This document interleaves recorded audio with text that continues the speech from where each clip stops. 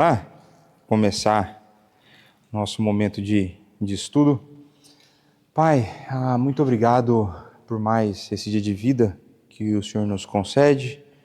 Muito obrigado, pois o Senhor nos concede vida, o Senhor nos concede capacidade intelectual para perceber a Tua Palavra e conhecer-te melhor. Muito obrigado, pois o Senhor tem trabalhado em nossa vida, em nosso meio. O Senhor tem se mostrado a nós através da Tua Palavra e de forma prática na nossa vida, Pai. Continuamos clamando a Ti por isso, continuamos pedindo a Ti que Teu Santo Espírito trabalhe em nosso coração, falando conosco através da Tua Santa Palavra, para que cada vez mais estejamos numa relação de proximidade e intimidade com o Senhor. Ajuda-nos nesse momento, para que possamos glorificar a Ti, possamos ser conformados à imagem do Teu Filho, e para que saiamos para colocar em prática aquilo que nós temos aprendido. É no nome do Teu Filho Jesus Cristo, nosso Senhor e Salvador, que nós oramos e agradecemos. Amém. Então, eu tenho passado toda semana assim só uma lista, né, das coisas que nós devemos, os atributos que nós devemos passar ao longo das próximas semanas, né? Nós já caminhamos bem, certo? Então já estamos aqui nos atributos morais. Veremos hoje bondade, e acredito que é bondade. Se eu conseguir terminar a bondade, porque a bondade a gente vai ver que vai se dividir nos 4 pontos.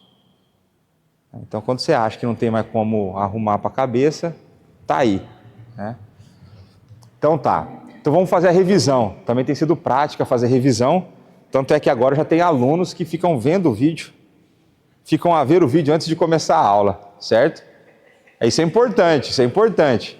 Isso é importante. O que vocês lembram aí que nós já vimos ao longo dessas semanas e talvez de maneira mais enfatizada aí na semana passada? Um de cada vez. Fidelidade de Deus, né? E a fidelidade de Deus tem a ver com qual? Com a veracidade, né? Então ele é verdade, e ele tem que ser verdadeiro com ele mesmo, verdadeiro com a palavra dele, e é aquilo que ele promete, ele tem que ser fiel. O que mais?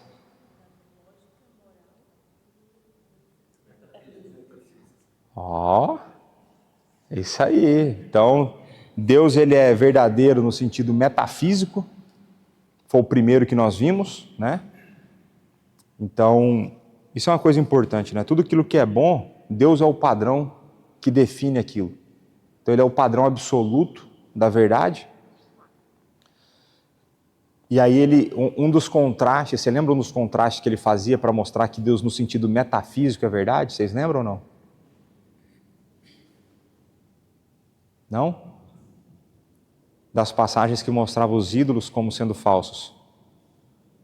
Então, Deus é verdade, os ídolos são mentira. Deus é verdade, os outros deuses são falsos. Deus é verdade, eu até fiz a brincadeira, né? Que os ídolos, eles têm olhos e não veem, nariz e não cheiram, boca e não fala. Eu falei, Deus não tem nada disso e ele vê, né? Tudo mais. E aí depois Deus, ele é verdade no sentido ético, moral, onde ele define o que é a verdadeira moralidade. E depois no sentido lógico, né? Então, metafísico, ético e lógico, olha lá, vocês estão bem. Aí nós vimos então que Deus é a fonte de toda a verdade. E nos atributos morais, nós começamos a ver a bondade. O que nós vimos da bondade de Deus? Tem 2 frases que eu passei as frases em latim, que eu brinquei com vocês. Eu falei, só sei porque eu já li a parte da frente do texto. Deus é o bem supremo, né? Então é isso em latim como que era mesmo? Sumo bonum, né? É o bem supremo. E a outra frase? Eu não vou pedir o latim porque dessa eu também não lembro. Que ele é a fonte de toda a bondade. Né? Então ele é a bondade suprema, mas ele também é a fonte de toda a bondade. Então pronto. Tomando chá aqui por conta da minha garganta, está meio ruim hoje. Então, fonte de todo o bem e o bem supremo. E vocês lembram como que eu encerrei a aula semana passada? Como que eu encerrei a aula semana passada? Uma pergunta. Qual pergunta? Que não foi essa, né? Como que eu encerrei a semana passada? Se Deus ama todos, né? E vocês chegaram a alguma conclusão que eu falei que eu não ia responder? E qual que é a conclusão que vocês chegaram? Que não?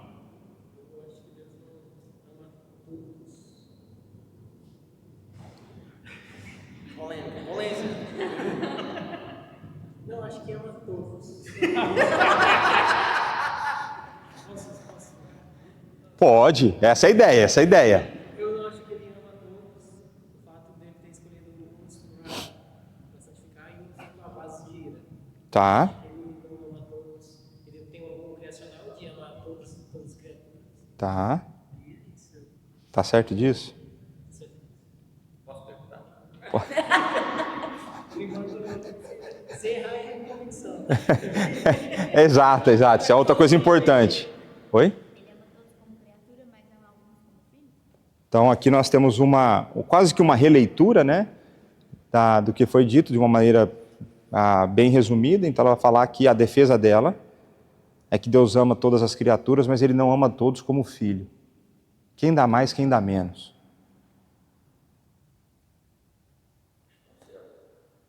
Você acha que está certo? Ele secunda.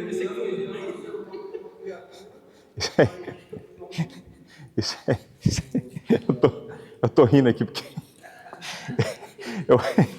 eu fui visitar um pequeno grupo na última sexta, né? E eu posso dar os nomes porque é tranquilo, né? Fui lá visitar o grupo do Leandro, né? Aí chegou lá, o Leandro pegou e foi provocar o filho. Falou assim: e aí, filho, o que você acha dessa. O que você acha disso? Ele falou assim: é tudo.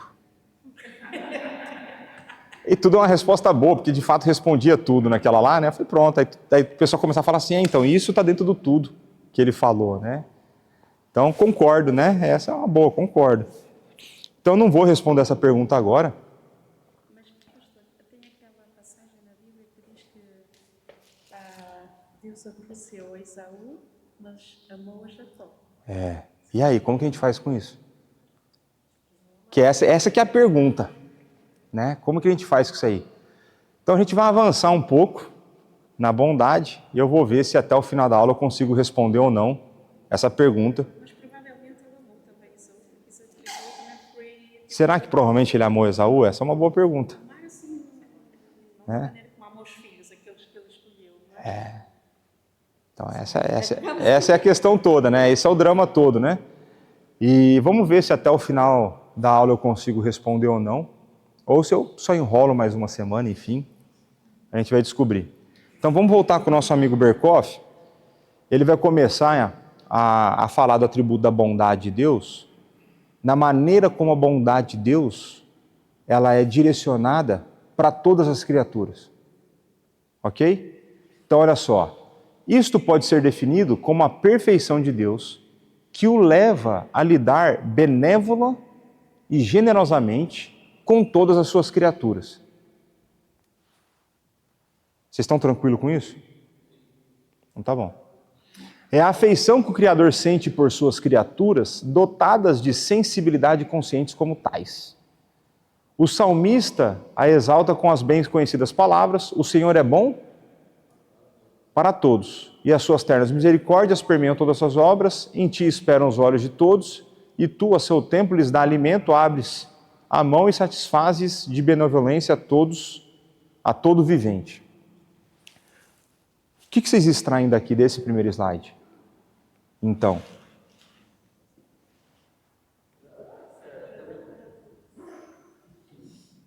o que vocês extraem? Pode externalizar aqui. Oi? Deus é bom. Isso não significa que ele ama todos, talvez. Então ele é bom, mas talvez ele não ame a todos.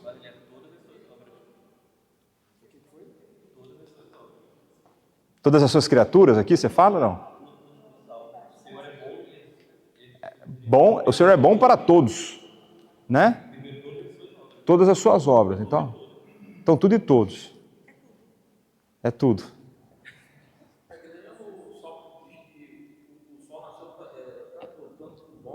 Para justos e injustos.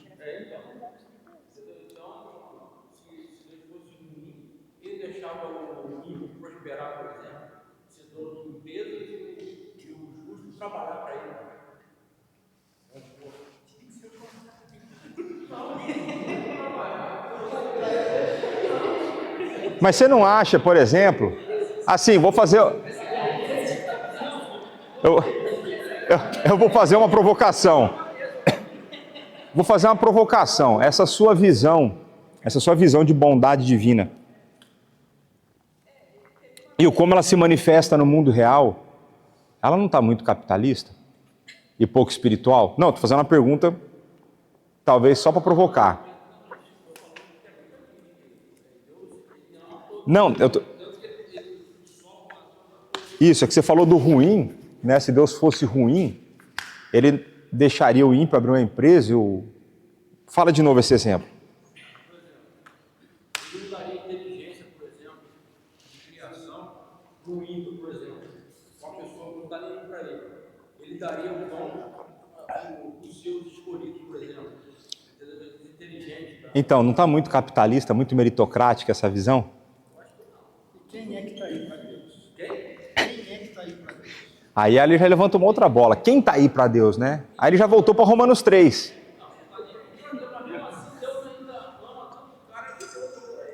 Então agora nós vamos avançar. Pô, vai lá. Ó, rapidinho, tá expondo o marido, vamos lá.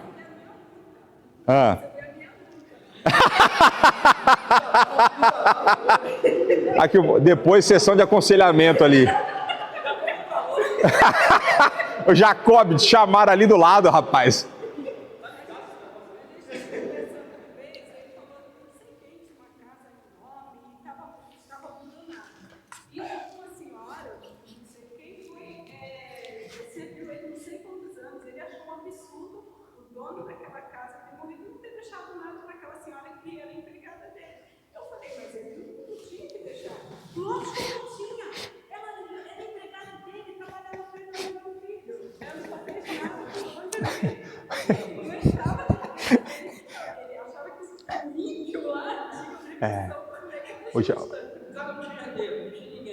Olha lá.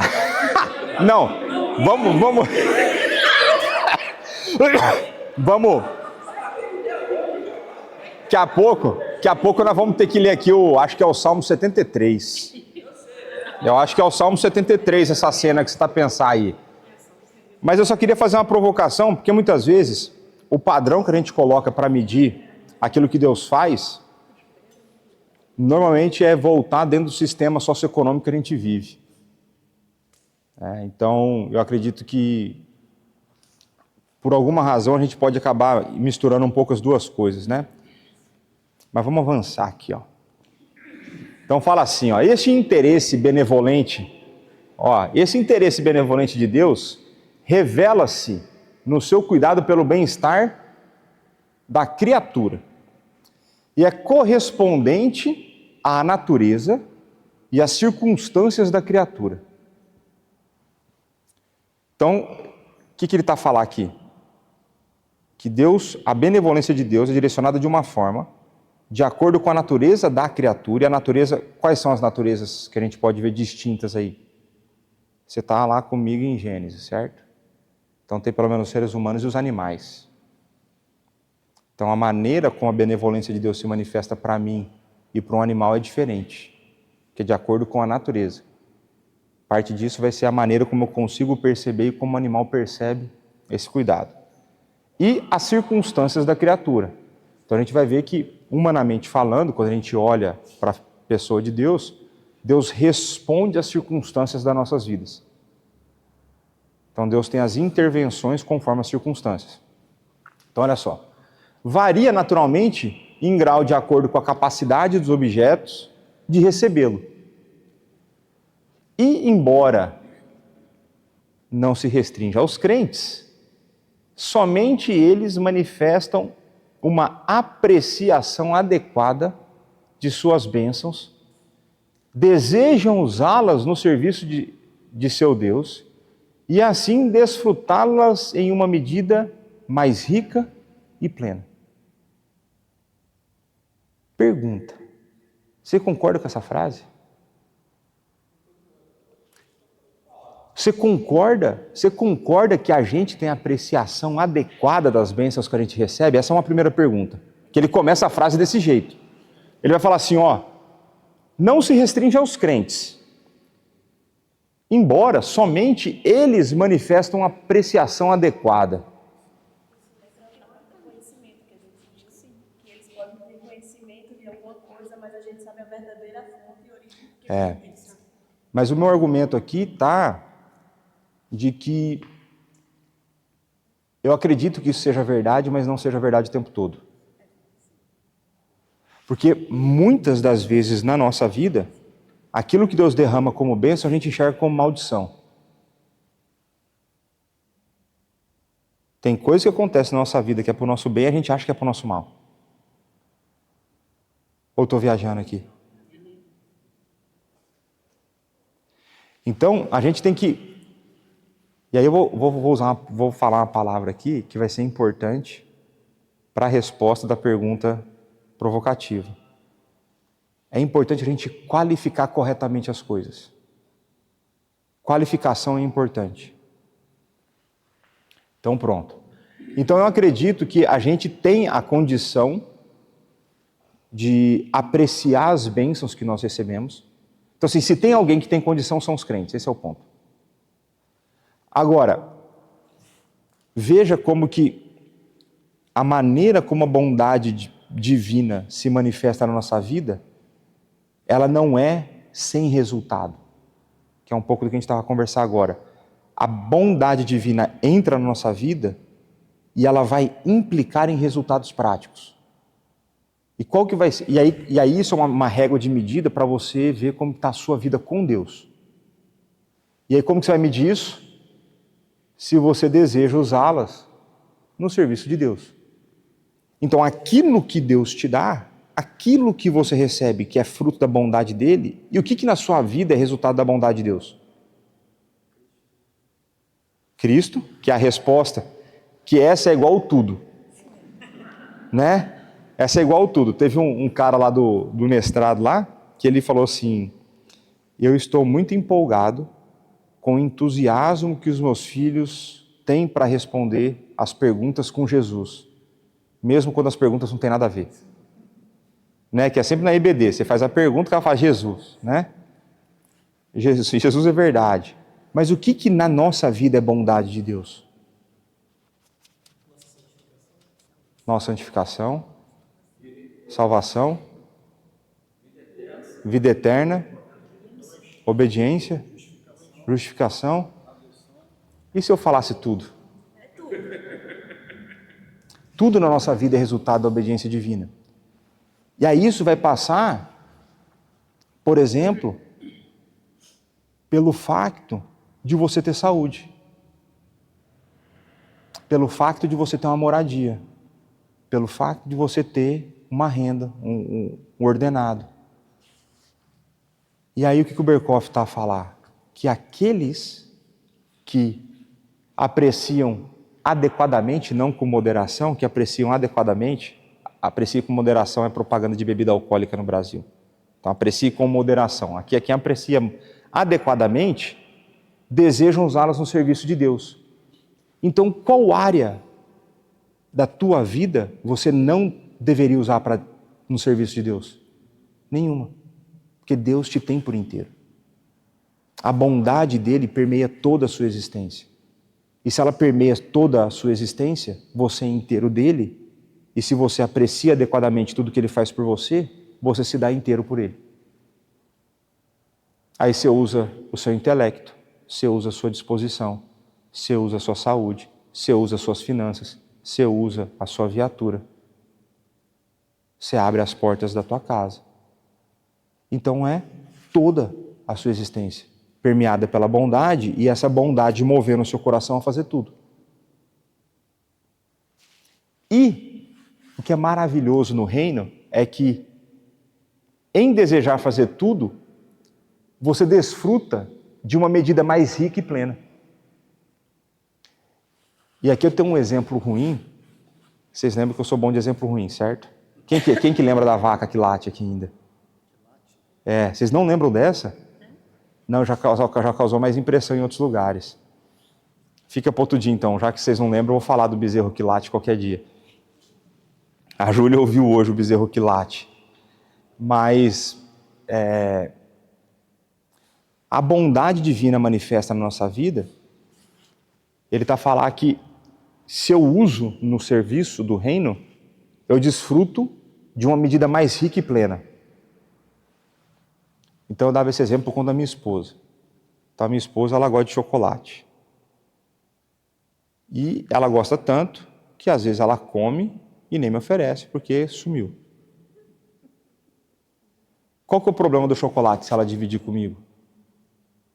Quando ela divide, ela tem menos. Com a bondade de Deus é o contrário. Quanto eu divido, eu tenho mais. É assim com as boas novas. Quanto mais eu divido, mais eu tenho. É a lógica contrária do que a gente está acostumado a pensar. Então, vamos falar no mundo capitalista, né? Se eu pensar em termos de dinheiro, se eu divido o meu dinheiro, eu tenho menos. Aqui ele está falando que eu tenho mais. Então, quando a bondade de Deus ela entra na minha vida, ela molda o meu ser, ela me impele para a obra, quando eu sirvo, em me gastando, eu tenho mais. É lógico isso? É. Porque Deus é toda lógica. Não é o jeito que a gente pensa. Não é o jeito que a gente pensa, mas é o Deus da lógica que fala que é desse jeito que funciona. Então, na lógica divina, é assim que funciona. Quanto mais eu dou, mais eu tenho.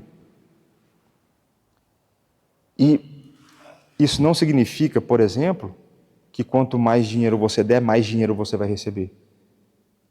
Se você der o dinheiro com a motivação correta, na generosidade do seu coração, pegar o assunto dinheiro polêmico aqui para fazer um contraste com a teologia da prosperidade. Quanto mais eu dou, não é sinal de que mais eu vou ter. Me dá um exemplo bíblico de um lugar onde deram muito dinheiro, compartilharam entre todos e eles ficaram pobres.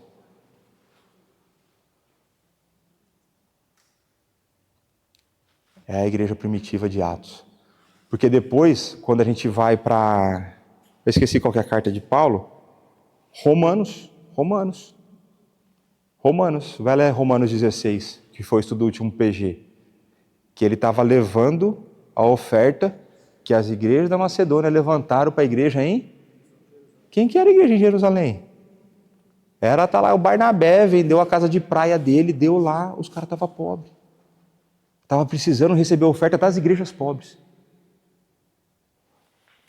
Isso não significa, por exemplo, que eles não usufruíram da graça.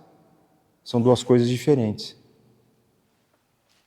Então, a gente não tem garantia nenhuma de que dando dinheiro a gente receba mais. O que a gente tem garantia é de que dando pela motivação correta, a gente usufrui mais de Deus.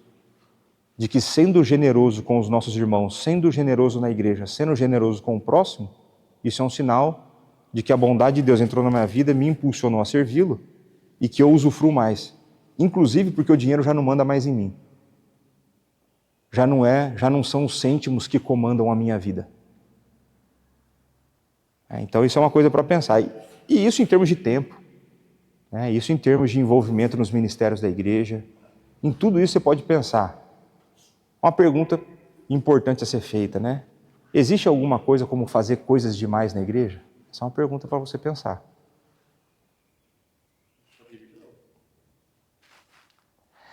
Eu lembro de um camarada meu que eu discipulava, né? Eu já contei essa história para algumas pessoas. E tinha uma época que ele falava assim: Léo, tô muito crente. Eu falei: é mesmo? Eu falei: meu, tô fazendo isso, fazendo aquilo outro, fazendo isso aqui, fazendo isso aqui. Eu falei: rapaz, o que disso pode ser comparado com ir para a cruz? Léo, Então não é nada. O que você está fazendo é nada. Porque você só faz porque Ele foi na cruz por você. Aí você fala que você está fazendo muito. Toma um pouco de vergonha na sua cara. Coloca na perspectiva correta. E aí existe, naturalmente, a condição de cada um em servir. É outra história. Né? Existem as limitações de cada um, os talentos de cada um, os dons de cada um. Mas é uma coisa que eu gosto de pensar isso, porque nos nossos dias a gente está muito pronto a servir o nosso patrimônio, a gente está muito pronto a servir os nossos interesses. Em alguns momentos eu diria que a gente está muito pronto a idolatrar a nossa família, e a gente é muito tardo para servir no reino. E aqui eu não estou a dizer que você tem que substituir a família pela igreja, a igreja por família, não é isso que eu estou a dizer. Mas existem pessoas que não servem e põem a culpa na família. Não sei se é esse o caminho. Não sei se é esse o caminho. Então, existe muita provocação que dá para fazer, mas a ideia é, uma vez que a bondade entra na nossa vida, e ela entra o tempo todo, mas o crente consegue apreciar, e talvez esse, por exemplo, seja um pedido de oração para você fazer. Abra os meus olhos para ver aquilo que o Senhor tem feito na minha vida. Abra os meus olhos para ver a maneira como a sua bondade tem se manifestado no meu dia a dia. Abra os meus olhos para que essa bondade que se manifestou me impulsione a servir no teu reino. E aí aqui é uma... Na teologia, nada se cria, tudo se copia. E se você não citar a origem, aí é plágio, né? Mas o John Piper, ele vai beber na fonte, eu não sei se é Edwards ou Owens, eu sempre me confundo, mas o Piper tem aquela teoria do hedonismo cristão. Quem já ouviu falar isso aqui? É a busca por prazer através de viver uma vida cristã ok, né? A vida cristã de serviço e tudo mais. Então, inclusive, uma das coisas que a gente pode pedir a Deus é de que tem hora que eu faço coisa no meu ministério porque eu sei que Deus vai me abençoar. Tem dia que eu saio da minha casa e eu não estou tão animado para sair da minha casa. Eu não saio todo dia para aconselhar com o mesmo ânimo. Eu sou bem honesto com vocês aqui. Eu não saio para aconselhar todo dia com o mesmo ânimo. Tem dia que eu não quero sair de casa. Tem dia que se eu pudesse eu ficava maratonando no Netflix. Mas não foi para isso que Deus me chamou. Deus me chamou para aconselhar. Aí eu estava a conversar com a minha esposa hoje, e ela perguntou algum negócio, eu falei, assim, essa é minha vida, meu amor. Minha vida é fazer o que eu não quero, em vários momentos. Eu não fico escolhendo o que eu faço o que eu tenho que fazer. E ainda assim, com esse pensamento medíocre que eu tenho, Deus me abençoa. Então existe um prazer no serviço do reino que é resultado dessa bondade. Então a gente tem que pedir a Deus para Ele abrir os nossos olhos para isso, pedir que uma vez que os nossos olhos estejam abertos, essa percepção impulsione o nosso coração, porque eu quero viver mais daquilo na minha vida. Então, eu não sei quantos de vocês aqui já tiveram o privilégio de anunciar as boas novas de salvação e a pessoa ser salva. Pô, não tem coisa que se compara com aquilo. E o dia que você experimenta, você é tomado um negócio assim, eu quero mais disso na minha vida. Eu fui usado para mudar o destino eterno de uma pessoa. Isso é doideira. Isso é surreal. Então, é a bondade se manifestando e a gente desfrutando. Então pensem isso sobre a bondade de Deus. E aí você pode fazer essa semana tarefa de casa. Vai escrever de que maneira eu tenho visto a bondade de Deus na minha vida. De que maneira essa bondade manifesta a minha vida tem me impulsionado a servir a Deus. Se é que eu tenho servido. E se eu tenho servido, com que alegria eu tenho servido. E por fim, de que maneira quando eu sirvo, Deus tem me abençoado. De que maneira eu tenho desfrutado mais quando eu sirvo. Pô, tem dia que é duro. Teve um dia, não vou ficar dando nomes ou citando a situação, mas teve um dia que eu falei, melhor eu dormir. Porque se eu ficar acordado, mais alguma coisa vai acontecer. Foi uma noite dura, meu. Foi uma noite difícil. Eu falei, não, melhor eu dormir. Eu olhei pro relógio e falei, não, vou dormir 10 horas hoje, vou dormir mais cedo, porque se eu ficar acordado mais um pouco. Mas nisso, Deus demonstrou bondade. Então depois vocês anotem aí, fazem a lição de casa. Não vou ficar cobrando não, né? Mas eu creio que é benéfico para você fazer isso. Porque uma das coisas... E aqui eu estou misturando aula com... que é uma parte importante, aplicação prática, né? Uma das coisas que a gente falha muito na nossa vida cristã... Quem aqui dirige carro com câmbio automático? Ou já dirigiu? Você vai lá e faz o quê? Põe no D, certo? De dirigir, né? Não, é de... Você põe no D e você vai. Você não controla a embreagem, você vai no quê? No modo automático. E assim somos nós na nossa vida espiritual. A gente esquece de se avaliar, a gente esquece de meditar, a gente esquece de pensar no que está acontecendo, e a gente vive como se fosse só mais uma área da nossa vida. Ah, hoje eu li a Bíblia, chequezinho, está cumprido o meu dever diante de Deus e bola para frente. Vamos fazer o que importa agora, vamos para o trabalho. Às vezes é isso que a gente está vivendo. A gente não para analisar. Vocês já repararam tanto que Paulo, quando ele vai escrever sobre oração, ele sempre vai pôr alguma coisa de ação de graças, alguma coisa assim? Vocês já repararam isso? Por quê? Porque a gente tem a tendência a esquecer de agradecer. E o versículo para mim clássico disso é lá em Filipenses 4, quando ele vai falar que para você não andar ansioso, mas para você colocar em oração diante do Senhor suas súplicas, com petições, com ações de graça. Aí você fala assim, mas não tem lógica isso aí.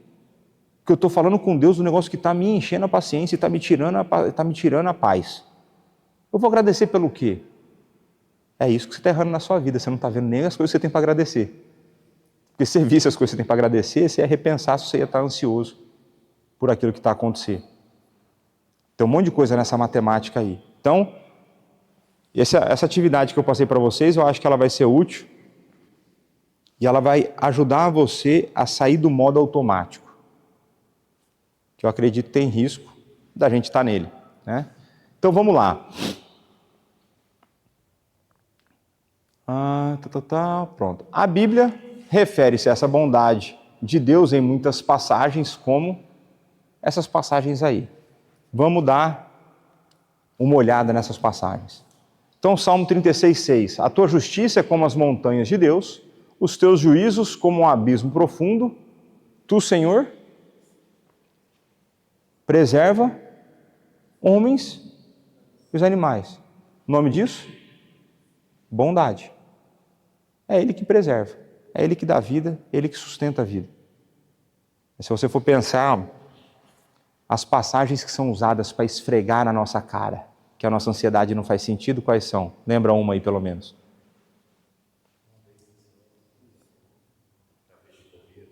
Não, isso é Filipenses 4, né?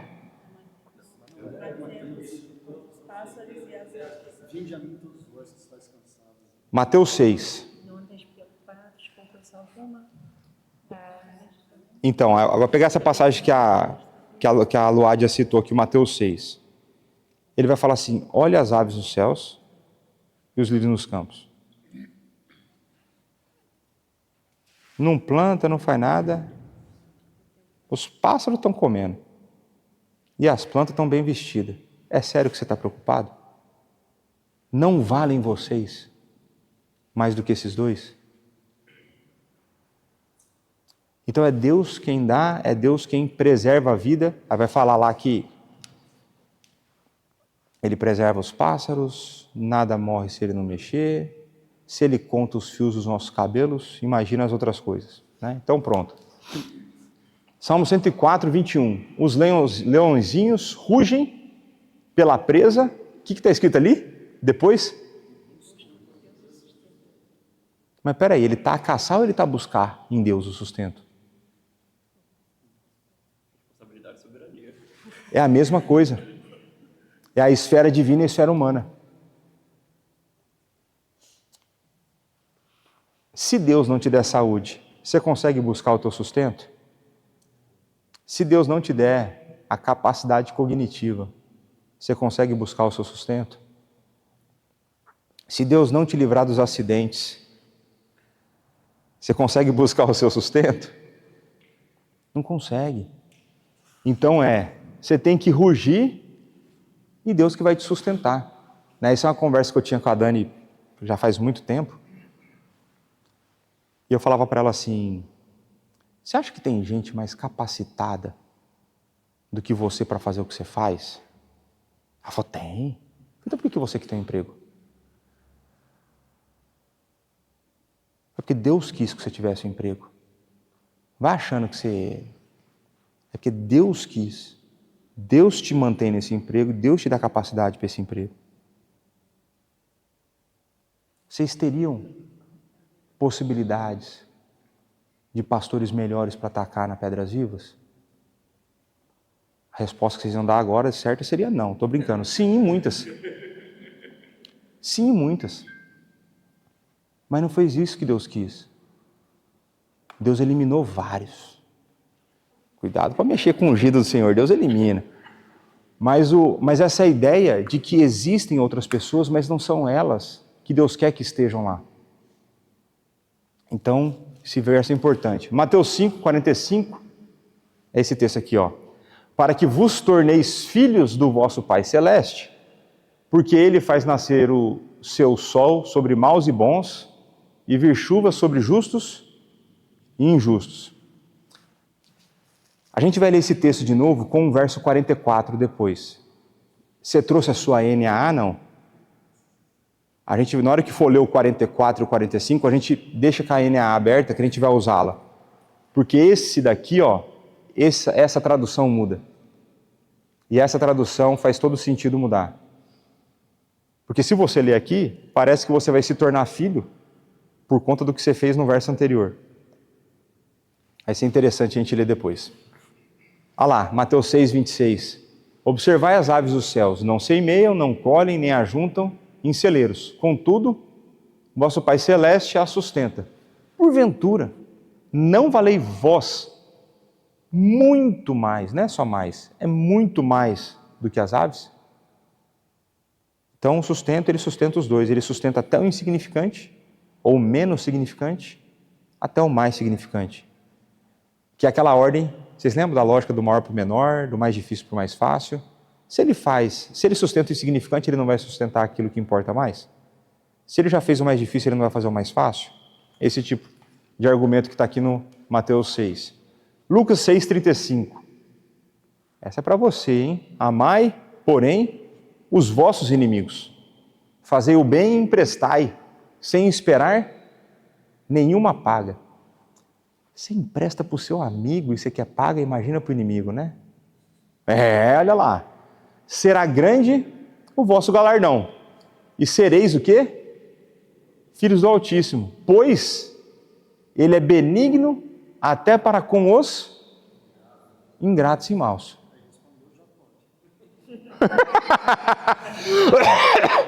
Deixa o homem, não desperta a ira do homem. O que esse verso nos ensina? Além da questão da benignidade de Deus, qual que é um outro princípio que está nesse verso?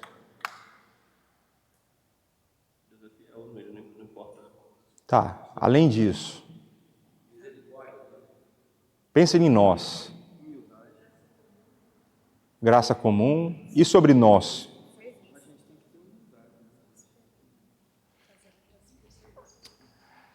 Será que ele está ensinando para nós que Deus é benigno para ingratos e maus, e uma vez que eu sou filho dele, eu tenho que me comportar como ele, e por conta disso eu amo o meu inimigo? Faz sentido? Então agora, eu fiz tudo isso para dar o exemplo da vaca, do bezerro que late. Você já viu o bezerro latindo? Por quê? Essa é a pergunta, por quê? Que você nunca viu o bezerro latindo? Porque ele é Bezerro. Então, o esperado é que ele muja como o pai e a mãe mugem, certo? Mutatis mutandis, mudando o que tem que ser mudado. Uma vez que nós somos adotados e nos tornamos filhos de Deus, nós devemos nos tornar tal como Ele é. Por isso que nós estamos sendo conformados à imagem do Filho. Contudo, entretanto, todavia, muitas vezes nós somos bezerros que latem. A gente não se comporta como filho. Então a ideia, o exemplo é horrível, mas é para ficar na cabeça. É o bezerro que late, é isso que nós somos em vários momentos. É esperado de nós o mugido e nós latimos. É esperado de nós que nós nos comportemos como Deus e nós nos comportamos como diabo. Então esse verso nos mostra que uma vez que nós somos adotados, nós somos filhos do Altíssimo, nós devemos nos comportar como Ele. Isso é o esperado dos filhos de Deus. E se Ele é benigno e Ele faz nascer sol e Ele faz dar chuva sobre justos e injustos, para nós não é a justiça e a injustiça que é o mais importante num primeiro momento. Existem circunstâncias que a gente tem que julgar a injustiça e injustiça, mas nós temos que amar os nossos inimigos. E eu já falei para vocês, essa é a parte difícil. Essa parte difícil. Porque quando você pensa em inimigo, o que você pensa? O que você tem vontade? Agora, vou fazer um outro detour aqui, vou fazer um outro desvio aqui. O que ele fala para a gente fazer com o nosso inimigo? O que é amor? O que é amor?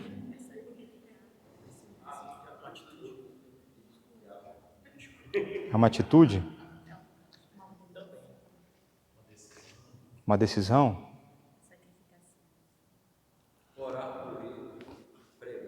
Porque o que o nosso tempo pensa hoje que é amor?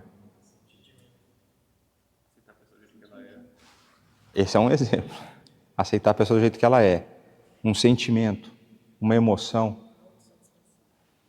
Então, o que é um dos grandes argumentos usados em divórcio nos nossos dias? Acabou o amor. O que eles estão confundindo? Amor com paixão. A paixão que é esse negócio meio autônomo, né? Amor não. Então, amor envolve emoção? Eu vou argumentar que não necessariamente. Porque se envolvesse emoção, como que eu ia amar plenamente o meu inimigo? É possível que eu decida fazer algo bem para ele. Vamos supor, eu vou dar um prato de comida para o meu inimigo. Na minha cabeça eu vou estar pensando, vou dar diarreia nele. Dar intoxicação alimentar nele. Né? Então, mas eu acredito que o amor pode ter emoção envolvida. Quando a gente pensa no casamento,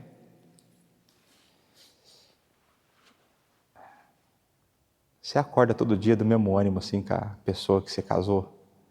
Seja honesto. Você vai dormir todo dia com o mesmo ânimo. Tem dia, eu não vou ficar expondo assim, que tem dia que você nem dorme no mesmo ambiente. Eu não vou nem expor isso. Sofá, né? Mas, brincadeiras à parte,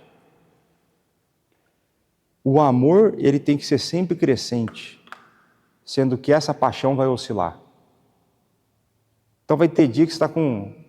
Eu vou dar os nomes, porque se for eu falando, eu sou muito bruto. Mas se for o John Piper, tá valendo.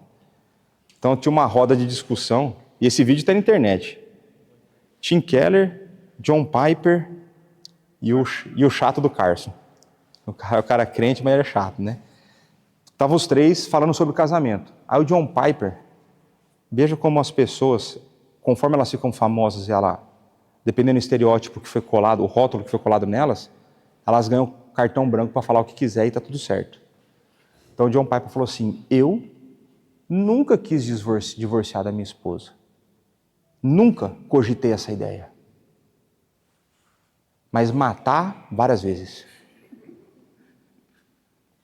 Se fosse eu falando isso, já dava outra, ninguém ia rir. né? Ninguém ia rir, mas do John Piper pode rir, né? Mas pronto, tem esse vídeo, está na internet. O que ele quis dizer?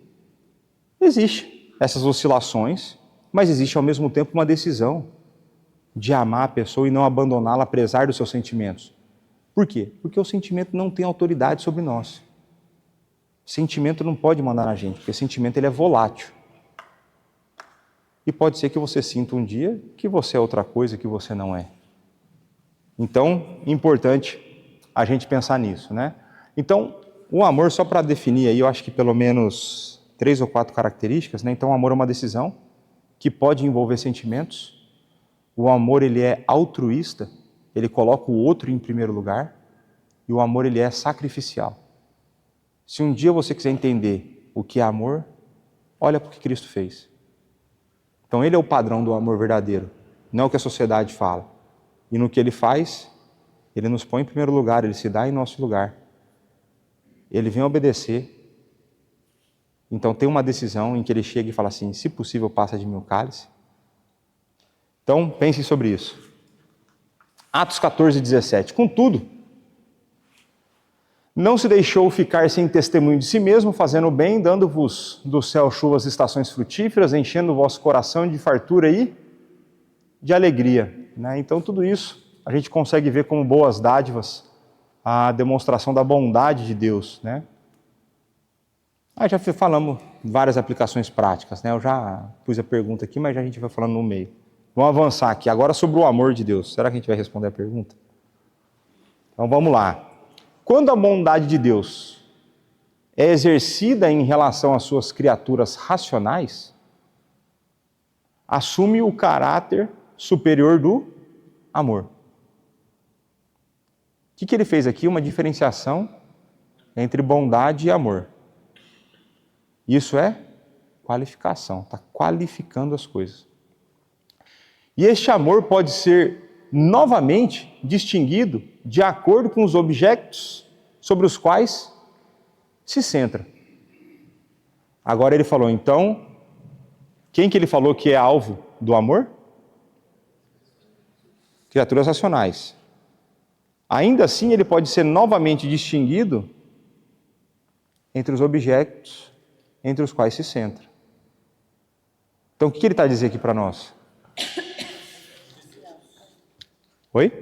O amor de Deus é distribuído nas criaturas racionais, dependendo da pessoa, o estado da pessoa vai ser diferente. Então a gente poderia dizer que é possível que Deus ame de maneira diferente diferentes pessoas? Há uma possibilidade. Deixa eu fazer uma outra pergunta. É possível que Deus ame de maneira diferente diferentes crentes? É? Tá bom. Então fica com essa aí. Depois vocês me perguntam de novo sobre essa.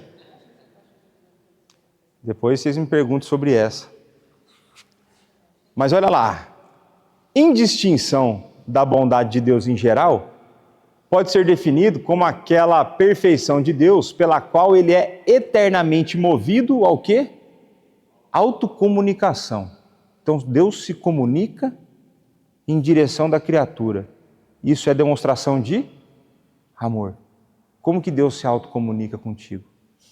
Ou consigo, que é mais português. Como que Deus se autocomunica consigo?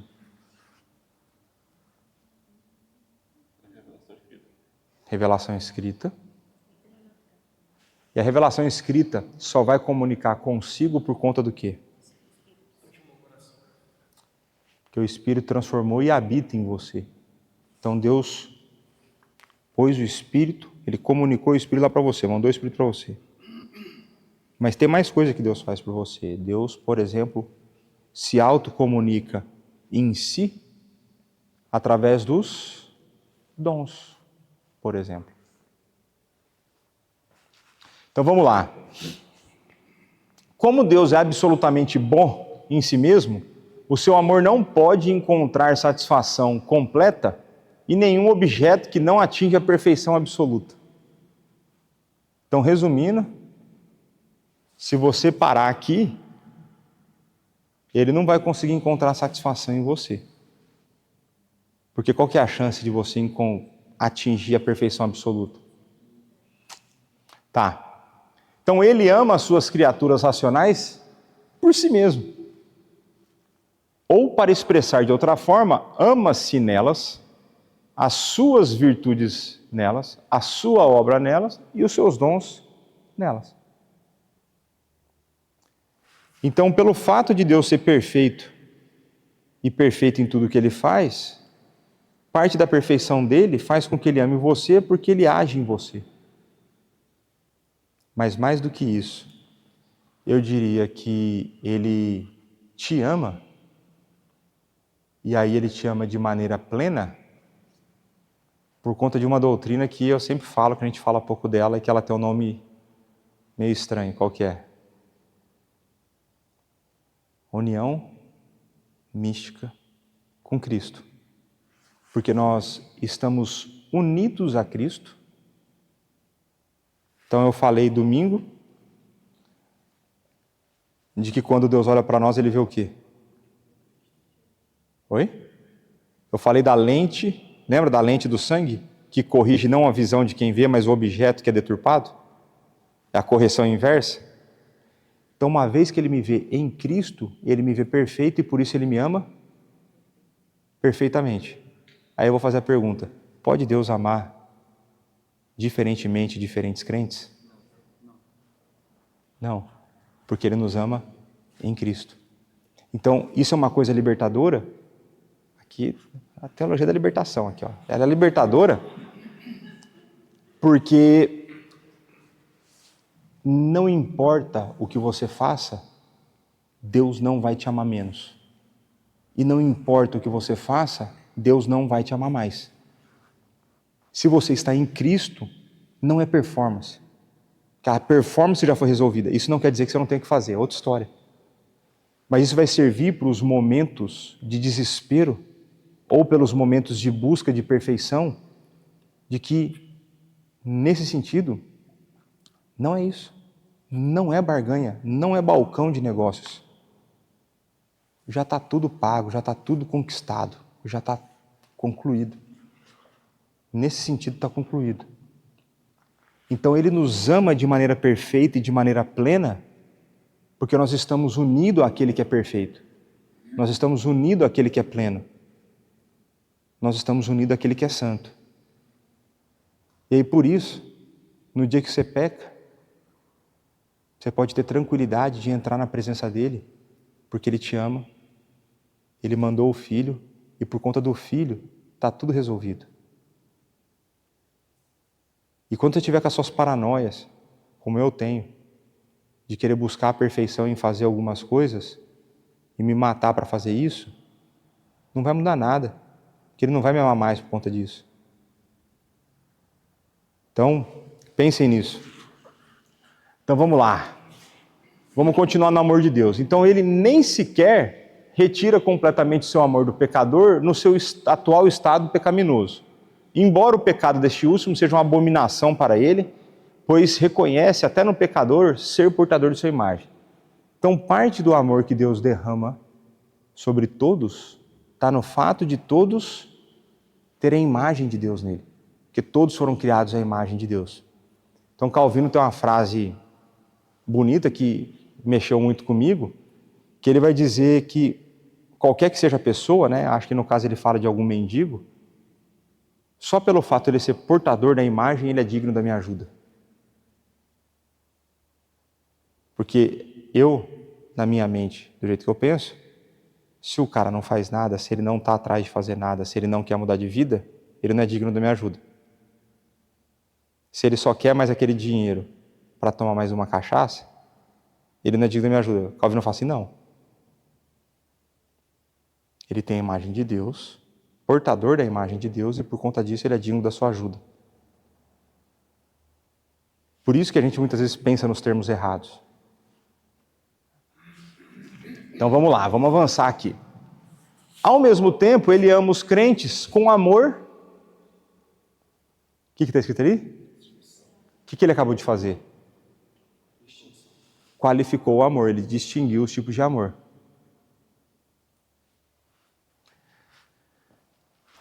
pois contempla-os como seus filhos espirituais em Cristo. Por isso que em Cristo é uma expressão-chave nas cartas paulinas. Tudo é em Cristo. Em Cristo, em Cristo, em Cristo. Está em Cristo, está lá. É a eles que ele comunica, no sentido mais pleno e rico, com toda a plenitude da sua graça e misericórdia. Então, nesse sentido, nós somos amados de maneira diferente em relação aos descrentes. Entre nós, tudo igual. Mas de nós para os que estão fora, é diferente. A gente vai discutir qual que é, então, a consequência desses amores. Qual que é a consequência desses dois tipos de amor diferente que existem? O porquê que eles são tão distintos? O porquê que é necessário ter qualificação? O que muda na prática? Deus me amar de um jeito e amar o descrente de outro. E eu não corrigi o slide lá, mas vamos lá. Então, João 3,16. Porque era para estar bondade aqui, ó. Eu entrego os meus erros. Porque você sabe que faz tudo, né? Era para estar aqui, né? Teoricamente, né? Mas, paciência. Tá vendo? Deus continua me amando do mesmo jeito. Mesmo tendo passado aqui, essa batida aqui. Então, João 3,16. Porque Deus amou o mundo de tal maneira que deu seu Filho unigênito. Para quê? O povo gosta desse versículo até a vírgula. Ele sempre esquece que tem a segunda parte do versículo. Para que todo o que nele crê não pereça, mas tenha vida eterna. A pergunta que fica é: que mundo é esse que Deus amou? E essa é uma grande discussão exegética. Que mundo é esse? É o mundo de todas as pessoas? É o mundo do cosmos de toda a criação? Ou é o mundo do sistema que governa? É para discussão de outro dia. Mas você precisa entender, é importante aqui, então, Deus amou o mundo de tal maneira. Então ele de fato deu o Filho, porque ele amou o mundo. Mas você vê que tem a finalidade, para quê? E tem a condição. Todo que nele crê, não pereça. Então não é para todo mundo. É necessário crença. Mas essa parte o pessoal não gosta. Aí o Mateus 5, 44, 45, que eu vou ler aqui, depois o nosso irmão lerá, Marco Aurélio. Eu, porém, vos digo, amai os vossos inimigos e orai pelos que vos perseguem, para que vos torneis filhos do vosso Pai Celeste, porque Ele faz nascer o sol sobre maus e bons e vir chuva sobre justo e injusto. Então, quando você lê isso aqui, aquela ideia do bezerro que late, né? Então você tem que ser filho do Pai e fazer igual Ele faz. Então ele dá bênção para o justo e para o injusto, para os bons e para os maus, então você deve se comportar da mesma maneira. O que transmite a ideia errada aqui? Para que vos torneis filhos. Então a ideia aqui parece que é pelas obras. Então se eu fizer isso, eu me torno filho. Não dá para fazer essa leitura daí? Então o verbo que está ali, esse torneis aqui, é o verbo ginomai. Ginomai. E aí é a ideia de você se transformar em alguma coisa e isso trazer consequências para a vida prática. Nesse texto é esse o significado. Que na tradução NAA fica como, Marco? Eu, porém, lhes digo, amem os seus inimigos e orem pelos que perseguem vocês, para demonstrarem que são filhos do Pai de vocês, que está nos céus. Não faz mais sentido? Demoraram vários anos para fazer a NAA, mas mandaram umas bolas dentro. Então, a NAA tem umas coisas muito boas. Eu sempre falo que eu prefiro a ARA, né? Mas a NAA é muito boa. Você sabe que as minhas objeções com a NAA, talvez cá em Portugal caia. Porque cá em Portugal você é mais respeitoso do que no Brasil. Aí no Brasil eles trocaram tu por você, esse tipo de coisa, e falam assim, pô, tu é mais legal, né? Segunda pessoa do discurso, faz mais sentido no entendimento do texto, né? Mas lá fica mais coloquial, e aqui encaixa mais com a realidade do português de Portugal. Mas não faz mais sentido isso? tem uma coisa parecida com essa no texto da mulher que chora aos pés de Jesus, que fala assim, porque, como que é? Porque ela muito amou, seus pecados foram perdoados. Mas é uma aí a NVT que traduziu certo, não foi a NAA. Então, interessante como isso pode mudar, e aí responde a pergunta que meu sogro sempre me fez. Meu sogro sempre me fazia essa pergunta, por que eu tinha que estudar grego e hebraico no seminário se a gente já tinha a Bíblia em português, né? E essa é uma das razões. Na maior parte do tempo está tudo tranquilo, mas tem alguns textos que a gente pode ser levado a concluir uma ideia que não está lá no texto, né? Então, João 16, 27, porque o próprio Pai vos ama, visto que me tendes amado e tendes crido que eu vim da parte de Deus. Agora, você consegue ver que esse amor aqui é diferente do amor que é derramado sobre a bondade que é derramada sobre todas as criaturas? Você consegue ver por esse texto que é diferente ou não? Deveria ser mais pessoal, mais íntimo, não sei. Que quem dá mais, quem dá menos aí? Está relacionado à nossa relação com Deus. Visto que me tendes amado. Então existe aqui, e por isso que a Bíblia é tão rica, né? Por isso a gente tem que olhar, a gente não pode fazer uma leitura de qualquer jeito das Sagradas Escrituras, porque fala assim, porque o próprio Pai vos ama, visto que, já que me tendes amado. Então existe um amor que é derramado do Pai para conosco pelo fato de nós amarmos o Filho. Resumindo, existe um amor diferente para o crente. Essa é a ideia do texto. No Antigo Testamento temos algum texto para falar do amor de Deus? Estou tentando lembrar aqui. Em que sentido do amor de Deus? Por exemplo, tem um que eu acho muito legal, que é que Deus vai falar para o povo assim, eu não vos escolhi, aí agora é minha versão. Porque vocês eram mais alto, mais bonito, mais forte, não. Escolhi porque eu quis separar vocês para mim. Então eu ia falar para Israel, eu não escolhi porque vocês eram uma nação grande, porque vocês eram poderosos. Não, porque eu os amei. Separei para mim. Então, até o texto, né? Quem eu quiser derramar misericórdia, a primeira vez que é falada no Antigo Testamento, eu falo para Moisés. Mas o problema é a linguagem do hebraico?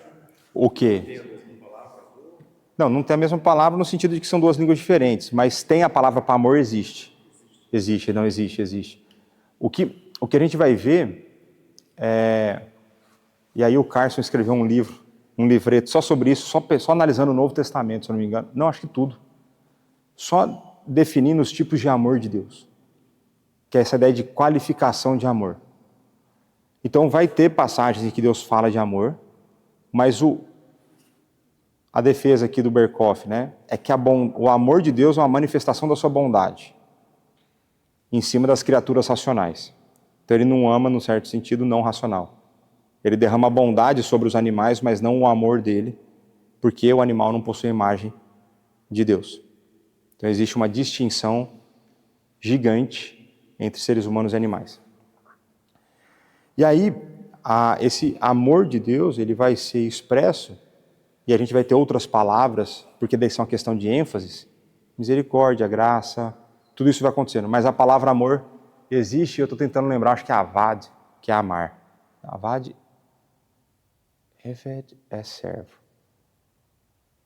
O verbo amar foi sempre um que eu tive dificuldade de decorar, de memorizar ele, mas existe o verbo amar e existe a palavra. Igual existe a palavra graça e misericórdia. E muitas vezes a palavra para graça e misericórdia é a mesma, dependendo do contexto a gente traduz diferente, por conta da manifestação. É igual, só para mostrar como o contexto é importante para a tradução. Deus testa a nossa fé? Sim? Se você ler a Bíblia em português, fala que ele prova a nossa fé. Que quem nos testa é o inimigo. Mas a palavra é a mesma. Aí a questão é o contexto. Então a maneira e o objetivo com o qual Deus faz é um, então a tradução é diferente. Então, por exemplo, Deus, quando Ele prova a nossa fé, o objetivo dele nunca é te derrubar. É sempre te fortalecer. Então Ele vai falar que nunca provê a circunstância sem o livramento. Então Ele sempre te dá condição para você suportar o momento que você vive. Então a provação que vem de Deus visa o teu fortalecimento. E o que vem de Satanás é para te lascar mesmo. O negócio que ele quer ver a tua vida desgraçada. Então ele vai, aí dentro do português a gente foi acomodado ao longo da história aí como testar e provar. Mas a palavra em grego, né? E como é que a gente consegue diferenciar quando é Deus que está nos provando e Essa é uma grande pergunta. Essa é uma pergunta importante. A pergunta dela é o seguinte: como que a gente diferencia quando é Satanás e quando é Deus? Né? É uma boa pergunta. Eu acho que na vida prática, você vai firme nos dois para fazer o que é certo. Né? Agora, eu vejo, por exemplo, acho que uma das maneiras de distinguir, quando a gente pensa a tentação que vem de Satanás, se ela é para te derrubar, ela vai vir com coisas que a tua cobiça quer. Ele quer uma coisa voltada para o pecado. Enquanto muitas vezes, quando a gente pensa em circunstâncias vindas de Deus, me parecem mais desafios de fé. Então, perder emprego é tentação? Parece mais ser uma aprovação de Deus para você, você confia no sustento dele. Se você vê que ele vai abrir uma outra porta, se a igreja vai te ajudar a passar pela fase de dificuldade. Então, acredito que existe, se você analisar a circunstância, talvez você consiga fazer essa distinção, né? Se aparece para ela a oportunidade de puxar o tapete de alguém para ser prometido, Se aparece a oportunidade ou não. Porque se aparece a oportunidade e ela escolhe, você não, Deus é meu provedor, eu não preciso quebrar a lei dele para fazer, aí aumentou a sua fé no certo sentido, né? Então assim, aí é a minha maneira de enxergar. Eu acho que a gente não precisa ficar tentar descobrir quem que está mandando, né? Mas a gente sabe o que a gente precisa fazer, é mais nessa ideia, né? Durante as provações, certas formas de tentações podem vir, no sentido, por exemplo, perder o emprego, fazer uma aprovação, mas no meio dessa aprovação eu posso ser tentado. Pode vir, sim. Eu entender que aquela situação, aprovação, serve para me santificar, eu ser parecido mais com Cristo, pela minha cobiça, eu não entendo isso, eu acabo pecando, por exemplo, vou roubar. Vou lá no Tigrinho. Pois é, vou no Tigrinho. Então, aquela situação... Tigrinho é um jogo de aposta nas redes sociais. Que eu nem sabia que existia, mas tá um monte de gente sendo presa porque promove o negócio, né? Mas é só você pegar lá, por exemplo, toda vez que você se sentir tentado a apostar, manda uma oferta para a igreja. É melhor. Pega o livro de Jó, por exemplo. Então, quando você pega o livro de Jó, o que o diabo faz é no plano de Deus, é Deus que autorizou ele a fazer.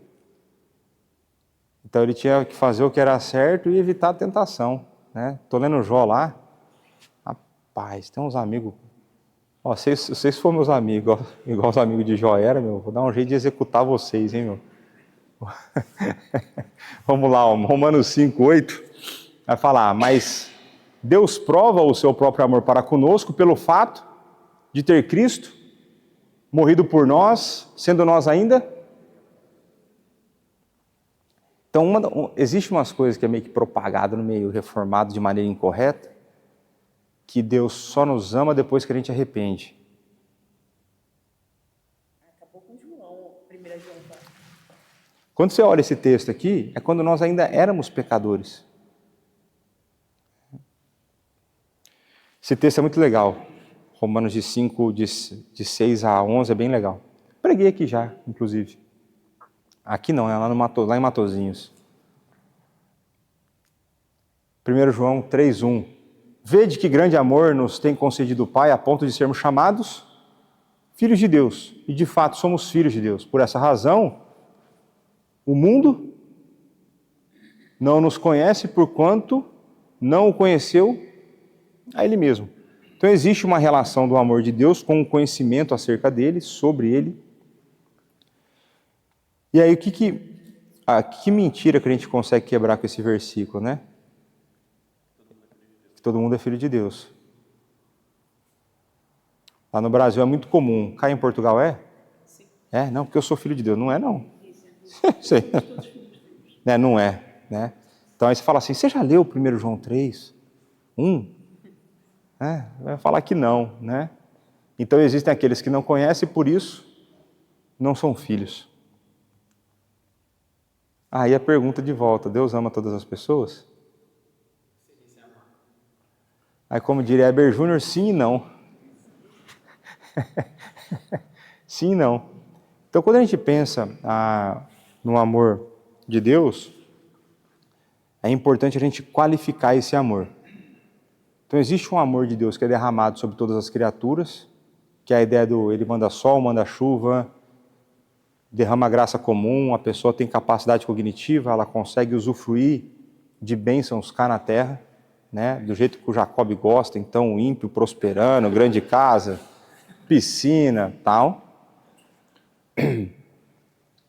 Mas existe o amor que a gente vai chamar ali do amor salvífico, que ele não tem para com todos. Porque seria uma incoerência ele amar alguém e mandá-la para o destino eterno no lago de fogo.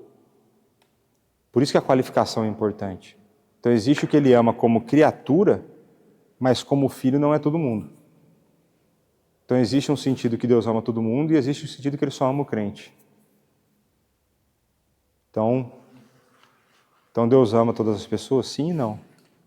Aí você tem que escrever sua redação e como você justifica cada uma delas. Para avançar mais um pouquinho aqui. E esse é o maior ponto do dia de hoje. O C, o que vai começar agora. Então a gente só vai começar. Então a graça de Deus. E tudo isso é a manifestação da bondade divina. Então a palavra significa graça, é uma tradução do hebraico e do grego. Então tem duas palavras lá, na verdade tem até uma outra a mais lá, para graça. Em hebraico você tem mais 2 ou 3 palavras lá que são traduzidas como graça. Que em alguns momentos é traduzido como favor, em outros como misericórdia. Segundo as Escrituras, ela é manifestada não somente por Deus, mas também pelos homens. Então, denota o favor que um homem mostra a outro. Então, a primeira coisa que ele quer falar é possível que seres humanos demonstrem graça um para com os outros. Não é algo exclusivo de Deus. Agora a gente vai ver que existe uma exclusividade na maneira como Deus demonstra a graça. Então ele vai falar assim, neste caso, não há necessariamente implícito que o favor seja imerecido. Então, quando é de homem para homem, pode ser que esse favor seja merecido. Então, não é necessariamente implícito. Em geral, pode dizer-se, no entanto, que a graça é a concessão gratuita da bondade a alguém que não tem direito a ela. Então, na CNTP, nas condições normais de temperatura e pressão, quando eu usar a palavra graça, eu estou a pensar nessa definição, favor imerecido. É aquilo que a gente recebe de Deus. Normalmente, maioria das vezes, mais de 95% das vezes que eu falar graça, vai ser nesse sentido. Isso verifica-se particularmente quando a graça mencionada é a graça. Aí quando é a graça de Deus, aí esquece. Aí não tem como. A gente já começa lá em Noé, certo? O seu amor pelo homem é sempre imerecido. Nós nunca fizemos nada que nos tornasse merecedores desse amor. Nunca, nunca. Porque O texto bíblico vai dizer que as nossas melhores obras são o quê? Trapo de imundícia. Certo?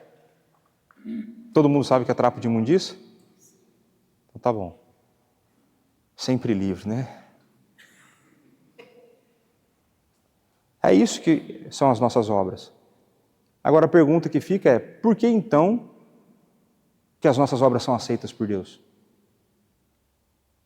A resposta? Em Cristo. Essa é a resposta. Em Cristo. Então, em Cristo, a nossa obra é aperfeiçoada e entregue. Por isso que continua sendo imerecido. Agora, vamos aplicar, vamos além.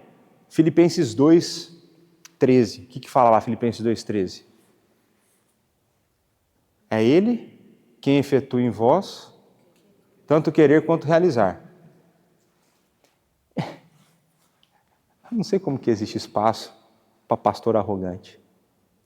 É Ele que efetua em vós o querer e o realizar. E ainda assim se realiza imperfeitamente, e quem aperfeiçoa é Cristo e que entrega para Deus. Você merece o quê?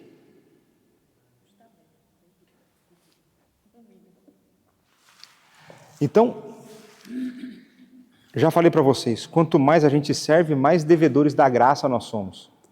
E aquela ideia lá do começo da bondade, mais a gente desfruta de maneira plena essa graça. Então, quanto mais serve, mais você usufrui.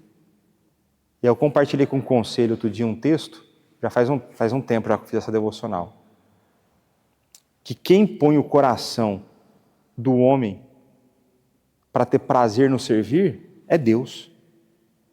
Então, quando você vai lá ler as qualificações dos presbíteros e do mais, assim, que Deus que inclina o coração. Porque fazer o que o presbítero faz é loucura. É você ter prazer em ter menos tempo para resolver o problema dos outros.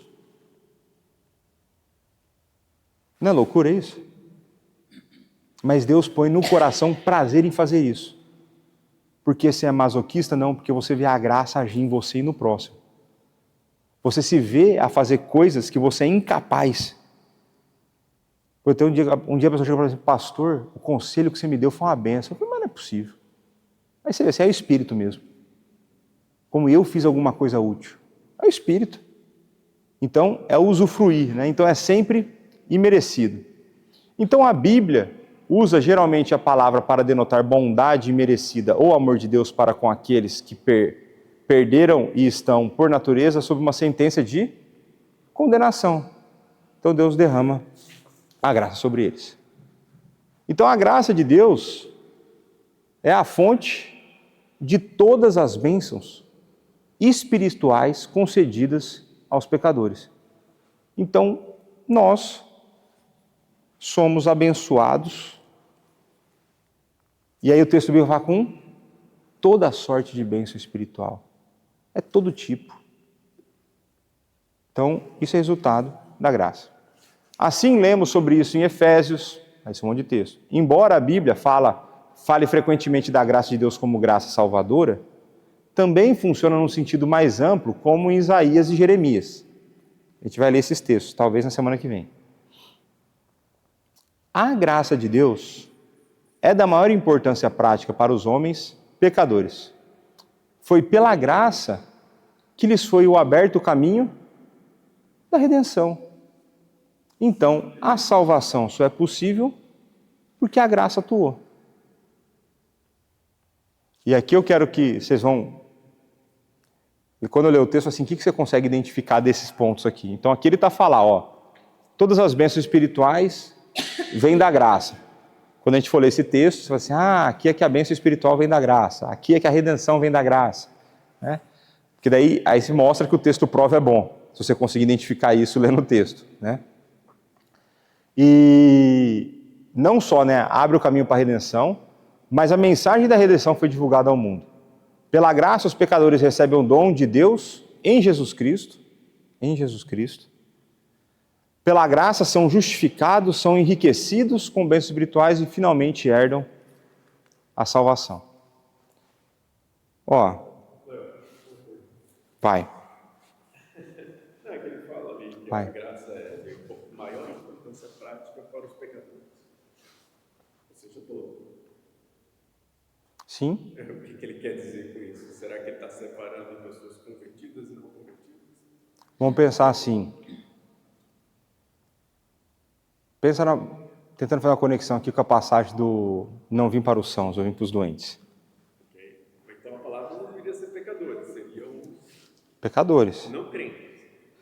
Então, aí a gente pode ter uma outra distinção qualificadora, que uma vez que nós estamos em Cristo, nós somos o quê? O termo lá a gente traduziu lá, a Ara traduziu como nova criatura, mas a ideia é de nova criação. Então, aqui soa orgulho. Qualitativamente, nós somos diferentes do resto da população mundial. Porque nós estamos em Cristo, nós somos uma nova criação. E porque nós somos uma nova criação, a nossa identidade está onde? Em Cristo. Então, quem me define já não são mais os meus pecados, mas sim o meu Salvador. Por essa razão, eu prefiro a terminologia nós somos santos lutando contra o pecado. Eu não gosto, aí é preferência, ninguém está indo para o inferno por causa disso. Eu prefiro assim, do que falar assim, nós somos pecadores, todos nós somos pecadores. Sim e não. Porque quando eu me defino meramente como um pecador, eu menosprezo aquilo que Cristo fez por mim. Eu prefiro essa ideia de que eu sou um santo lutando contra o pecado, que ainda peco. Porque quando eu começo a pensar nesses termos, eu ainda sou pecador, e veja, num certo sentido isso é verdade, começa a ter conversas dentro da vida da igreja de... Existe cristão homossexual?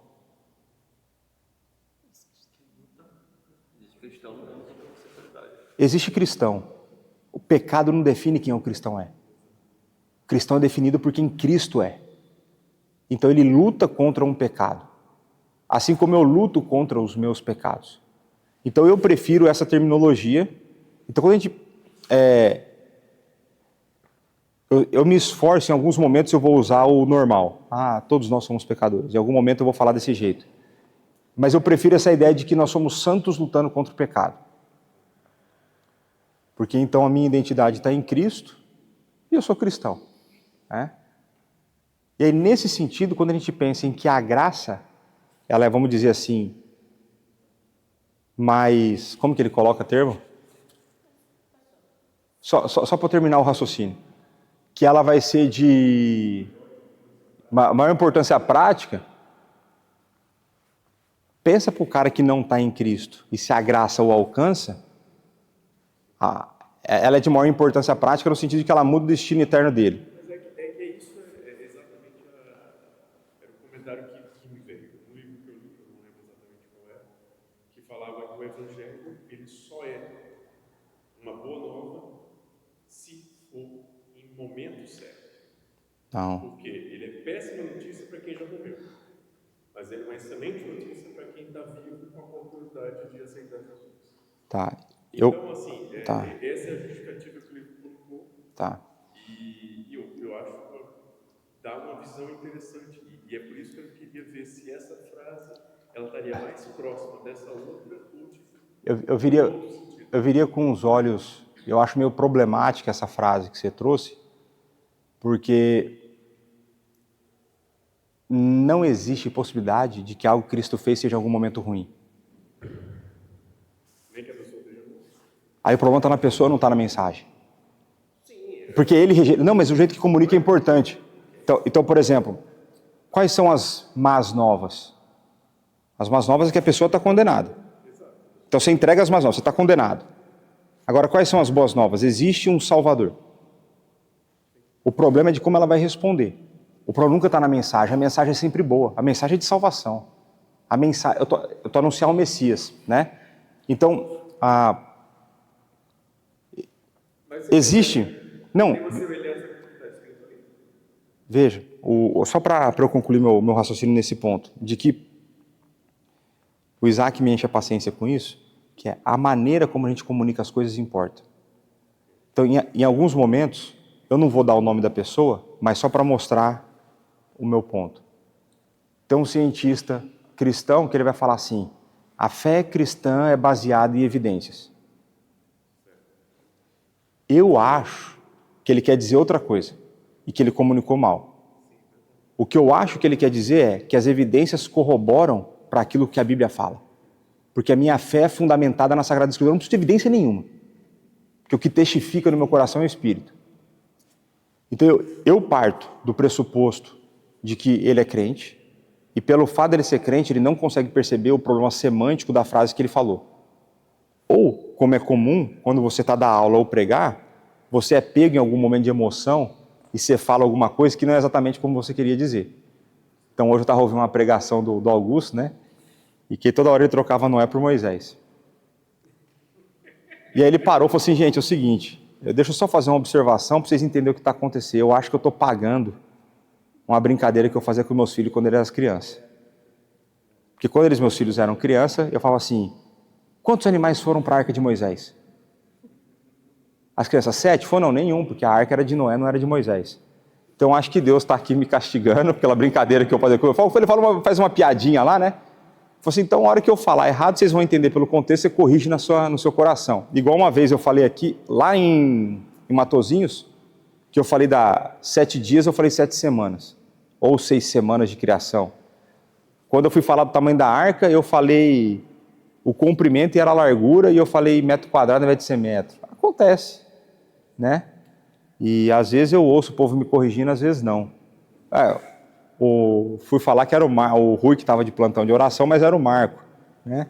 Então não é intenção, mas a maneira como comunica importa, ainda mais nos nossos tempos, que os nossos tempos têm transmissão e cortes.